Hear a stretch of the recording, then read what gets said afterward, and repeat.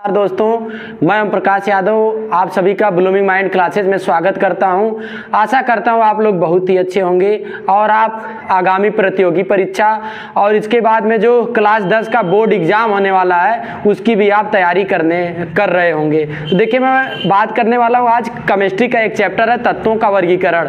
तो ये जो है क्लास 10 में भी पूछा जाता है और इसके बाद में प्रतियोगी परीक्षा में भी आपका जो है कि इससे संबंधित प्रश्न आ जाते हैं कि अगर वर्ग में ऊपर से नीचे की तरफ आएंगे तो कौन से गुणों में वृद्धि होगी, कौन सा गुण कम होता है। अगर आवर्त में बाएं से दाहिने ओर जाते हैं तो कौन सा गुण बढ़ता है, कौन से गुण में कमी होती है, पहले वर्ग को क्या कहते हैं, दूसरे वर्ग को क्या कहते हैं। और इस तरीके से जो आपका महत्वपूर्ण वर्ग है, कौन कौन सा वर्ग महत्वपूर्ण है और आपका 18वें वर्ग का क्या क्या नाम होता है और हाइड्रोजन को किन दो वर्गों में रखा गया है। तो इससे संबंधित महत्वपूर्ण बातों की चर्चा की जाएगी इसमें। तो देखिए, ये आपका प्रतियोगी परीक्षा में भी आपको 2-4 नंबर दिलाएगा और इसके बाद में आपका जो है कि जो बोर्ड का एग्जाम है उसके लिए भी महत्वपूर्ण होने वाला है। तो आप लोग इस वीडियो को पूरा अंत तक देखिएगा और इसके बाद में लाइक शेयर और यदि आप चैनल पे पहली बार हैं तो चैनल को सब्सक्राइब भी कर लीजिए।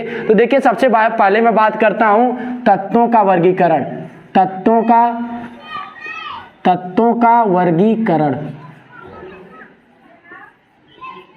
तो देखिए, जो तत्वों का वर्गीकरण है, पहली बात है मैं छोटा सा एक बात करना चाहता हूं कि जैसे मान लीजिए आप कोई दुकान किए हैं, ठीक है। आपके घर में कोई सामान है, जैसे साबुन है, उसकी मात्रा कम है। मान लीजिए कोई आपके पापा या भैया कहीं से आए, ज्यादा मात्रा में साबुन या कोई सामान लेकर आए, कहे कि अब जैसे लॉकडाउन अगर मान लीजिए लगेगा तो उससे पहले क्या है, सामानों को एक तरीके से घर में रख दिया जाए। तो आप सामानों को इधर उधर थोड़ी ना फैलाएंगे। जैसे आपका जहाँ पे रसोइयाँ है वहाँ पे चीनी एक जगह रखेंगे, इसके बाद में जो भी आपका मसाले हैं, दाल है, नमक है, तो ये सभी जो भी चीजें हैं, और इसके बाद में जवाइन है, अदरक है, लहसुन है, प्याज है, तो सबको क्या करते हैं एक सीक्वेंस में रखते हैं ताकि उठाने में हमें क्या हो, आसानी हो। इसके बाद में जो मसाले होते हैं, सौंफ उसमें हो गया, ठीक है, तो उन सबको एक सीक्वेंस में रखते हैं। तो इसी तरीके से सबसे पहले जो तत्व की खोज हुई थी, सबसे पहले तो 30 ही तत्व थे, ज्यादा समस्या नहीं हुई थी। लेकिन जैसे जैसे तत्वों की संख्या बढ़ती गई, वर्तमान में 118 तत्व हो गए हैं, तो उनको एक तरीके से उनके गुणों का अध्ययन कर पाना वैज्ञानिकों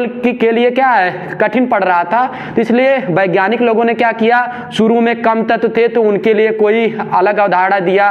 फिर इसके बाद में धीरे धीरे अवधारणा चेंज हुई। मेंडलीफ आए, मेंडलीफ ने क्या कहा कि तत्वों के भौतिक एवं रासायनिक गुण उनके परमाणु भार के आवर्ती फलन होते हैं। फिर इसके बाद में मेंडलीफ को धीरे धीरे ज्ञान हुआ, जब समस्थानिक की खोज की गई तो उन्होंने कहा तत्वों के भौतिक एवं रासायनिक गुण उनके परमाणु क्रमांकों के आवर्ती फलन होते हैं। फिर मोजले और बोरबरी आते हैं, वो कहते हैं तत्वों के भौतिक एवं रासायनिक गुण उनके परमाणु क्रमांकों एवं इलेक्ट्रॉनिक विन्यासों के आवर्ती फलन होते हैं। इस तरीके से अंततः जो आवर्त सारणी को अंजाम दिया जाता है, जिसका आपके किताब में उल्लेख किया है और जिसे संबंधित प्रश्न पूछे जाते हैं, वो है दीर्घाकार एवं प्रावर्धित आवर्त सारणी या आधुनिक आवर्त सारणी, किसकी, मेंडलीफ की। तो देखिए, सबसे पहले मैं बात करता हूं तत्वों का वर्गीकरण। तो सर्वप्रथम कितने तत्व थे, सर्वप्रथम 30 तत्व।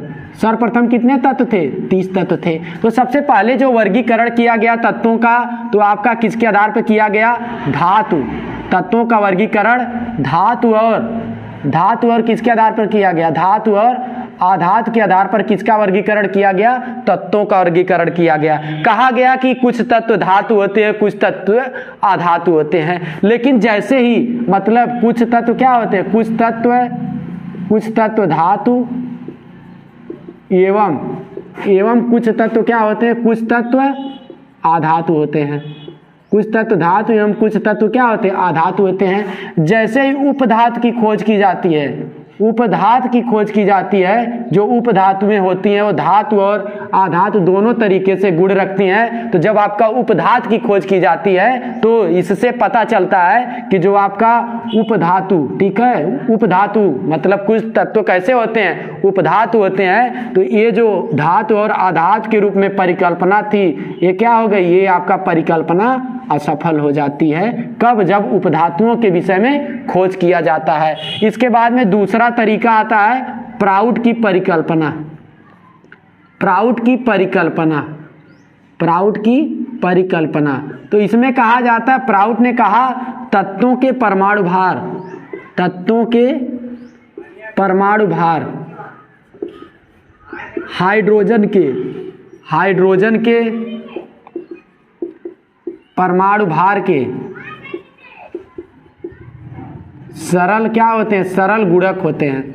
हाइड्रोजन के परमाणु भार के सरल गुणक, जैसे देखिए यहाँ तत्व लिख देता हूँ यहाँ पे कि उसका क्या है, परमाणु भार को ए से रिप्रेजेंट किया जाता है। जैसे हाइड्रोजन का जैसे मान लीजिए हाइड्रोजन है, हाइड्रोजन का परमाणु क्रमांक 1 होता है, परमाणु भार भी 1 होता है। जैसे मान लीजिए हीलियम का क्या होता है 2, और इसके बाद में इसका कितना होता है 2 दूनी 4। इसको लिख सकता हूँ 1 गुणे में 4 बराबर में 4। लेकिन जैसे ही आप अगर बात करते हैं क्लोरीन की, ठीक है, क्लोरीन का परमाणु क्रमांक 17, परमाणु भार 35.5। तो ये जो क्लोरीन है ये आपका हाइड्रोजन के परमाणु भार के सरल गुणक में नहीं हो रहा है। तो इस तरीके से आपका प्राउड की भी परिकल्पना क्या होती है, फेल हो जाती है। जब कुछ तत्वों के परमाणु भार दशमलव में आने लगते हैं तो प्राउड की भी परिकल्पना क्या होती है, फेल हो जाती है। इसके बाद में तीसरे नंबर पे आते हैं डोबे-राइनर का त्रिक।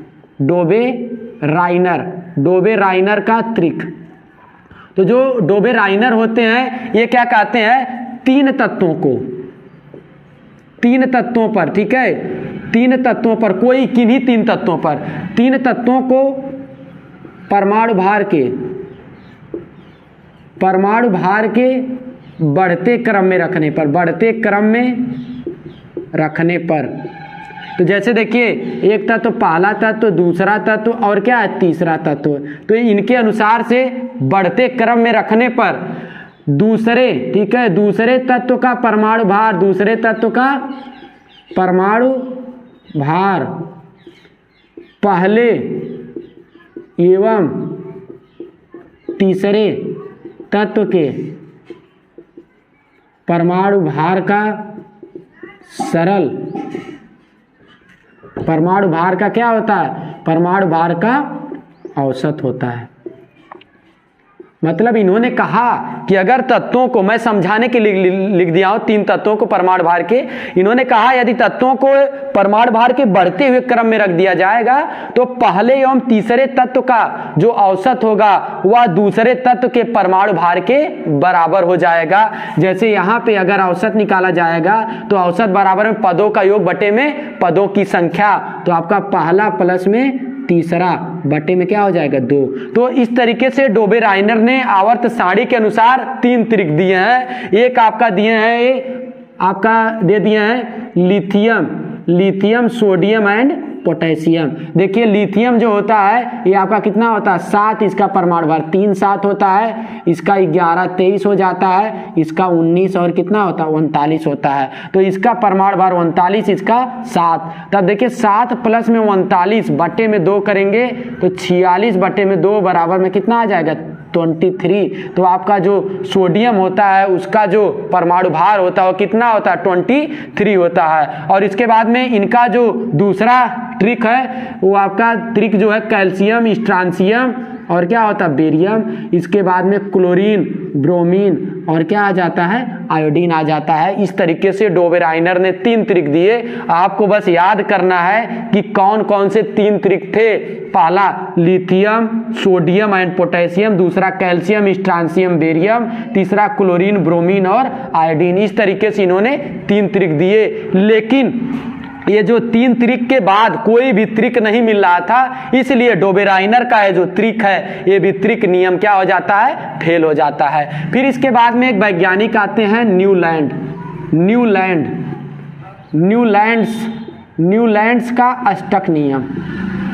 न्यूलैंड्स का अष्टक नियम।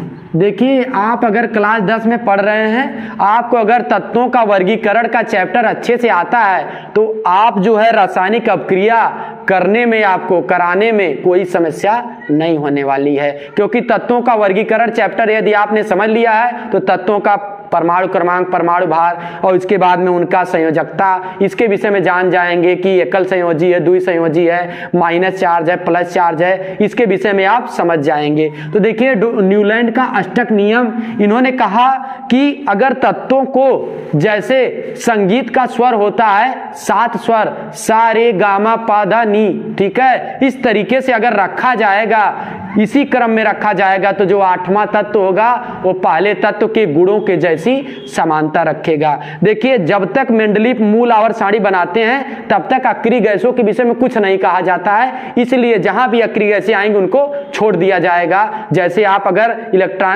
अगर परमाणु क्रमांक याद किए होंगे 20 तक, hydrogen, helium, lithium, beryllium, boron, carbon, nitrogen, oxygen, fluorine, neon, sodium, magnesium, aluminium, silicon, phosphorus, sulphur, chlorine, argon, potassium and calcium. इसके बाद 30 तक अगर याद करना है तो आपका साइंस टीचर विनीता कुमारी मैम, फेविकोल नहीं छूटेगा जोड़, तो स्कैंडियम होता है और इसके बाद में टाइटेनियम होता है, वेनेडियम होता है, क्रोमियम होता है, मैग्नीज होता है, फेरस होता है, कोबाल्ट होता है, निकिल होता है और कॉपर होता है और क्या होता है, जिंक होता है। इस तरीके से 30 तक आपको याद हो जाएगा। तो देखिए मैं बात करता हूं न्यूलैंड का अष्टक नियम। अभी आपको जब मैं आवर्त सारणी पूरा जब खत्म करूंगा ना तो आपको पूरा आवर्त सारणी आ जाएगी, इतना समझ लीजिए। न्यूलैंड का अष्टक नियम, तो इसके अनुसार आप कर लीजिए 7 स्वर सा रे गा मा प ध नी, ठीक है। अब क्या आ जा रहा है, सा आ जाएगा तो सा मतलब 8वां तत्व कैसे समानता रखेगा पहले तत्व से, तो हम लोग रखेंगे लिथियम, क्योंकि हीलियम को छोड़ देंगे, हाइड्रोजन का कोई मतलब उसका स्थान है फिक्स नहीं हुआ है। वैज्ञानिक क्या है, हाइड्रोजन के विषय में ज्यादा चर्चा नहीं करना चाहते हैं, क्योंकि हाइड्रोजन एक कैसा है, आवारा तत्व है, न्यूट्रॉनहीन तत्व है। पूरे आवर्त सारणी में न्यूट्रॉन विहीन तत्व कौन सा, हाइड्रोजन, क्योंकि हाइड्रोजन का परमाणु क्रमांक भी 1 है, परमाणु भार भी 1 है। तो न्यूट्रॉनों की संख्या अगर निकाला जाता है तो परमाणु भार माइनस में प्रोटॉनों की संख्या या परमाणु क्रमांक किया जाता है, तो इस तरीके से उसका क्या हो जाता है, 0 हो जाता है। किसका, hydrogen, only and only hydrogen एक ऐसा तत्व है जिसका न्यूट्रॉन क्या होता है, नहीं होता है जिसके पास। तो लिथियम के बाद में क्या होता है, बेरिलियम का boron, carbon, nitrogen, oxygen, fluorine, neon gas होती है, उसको छोड़ देंगे। नियान के बाद में क्या आता है, नियान के बाद में आ जाता है sodium, magnesium, aluminium, silicon, phosphorus, sulphur, chlorine, argon को भी छोड़ देंगे। इसके बाद में पोटेशियम, फिर कैल्शियम तक ही। क्यों, आप पूछ सकते हैं कि न्यूलैंड का अष्टक नियम जब न्यूलैंड ने दिया तो कितने तत्व थे, तो 56 तत्व थे।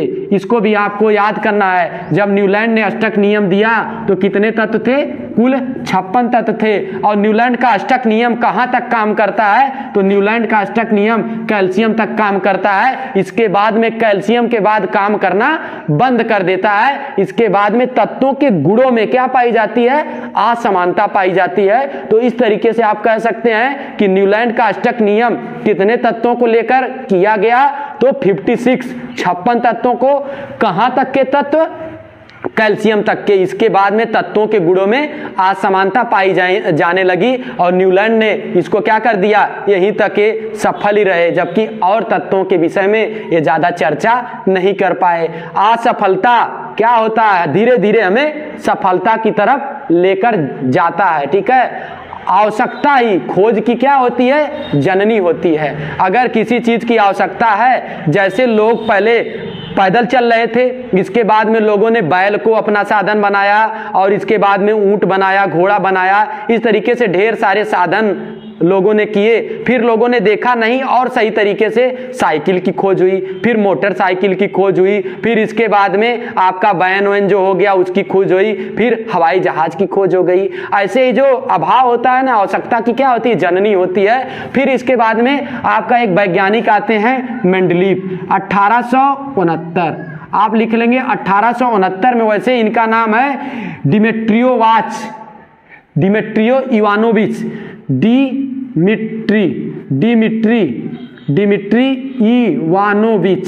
Dmitry Ivanovich Mendeleev. पूछा जाता है ना कहाँ के वैज्ञानिक थे, तो ये कहाँ के वैज्ञानिक थे, रूसी वैज्ञानिक डिमिट्री इवानोविच मेंडलीफ। ये जब तत्वों का एक तरीके से अपना मूल मूल आवर्त सारणी जब दिए थे, मूल आवर्त सारणी जब मेंडलीफ अपनी मूल आवर्त सारणी दे रहे थे तो कुल कितने तत्व थे? तो कुल तत्व कितने हो जाते हैं? 63 तत्व हो जाते हैं मेंडलीफ की मूल आवर्त सारणी में। देखिए मैं एक नोट्स पॉइंट का भी वीडियो बनाऊंगा, पहले एक तरीके से क्रमवार बात होगी। तो मूल आवर्त सारणी किसकी? जब मेंडलीफ ने क्या दिया? मूल आवर्त सारणी दिया तो कितने तत्व थे? 63 तत्व थे। और इनकी जो मूल आवर्त सारणी है किस पर आधारित थी? तो इसका जो आधार था, आधार क्या था? परमाणु। परमाणु क्या था? परमाणु भार था। इन्होंने कहा तत्वों के भौतिक एवं रासायनिक गुण, आप अपनी किताब को भी खोल लीजिएगा तो उसमें आपको स्पष्ट रूप से सब कुछ लिखा मिलेगा कि तत्वों के भौतिक एवं रासायनिक गुण उनके परमाणु भार के क्या होते हैं? आवर्ती फलन होते हैं। और इसके बाद में इन्होंने जब देखा, इन्होंने आवर्त सारणी को तो बना दिया, लेकिन कुछ तत्व आपका कोबाल्ट, निकिल, फेरस जब उधर जाते हैं तो जो आपका कोबाल्ट को निकिल से पहले रख दिया गया। तो इस तरीके से जबकि परमाणु भार क्या है? किसी का ज्यादा है, किसी का क्या है? थोड़ा सा कम है, दशमलव में है। तो इस तरीके से इनकी भी जो आवर्त सारणी है, मूल आवर्त सारणी क्या हो जाती है? फेल हो जाती है।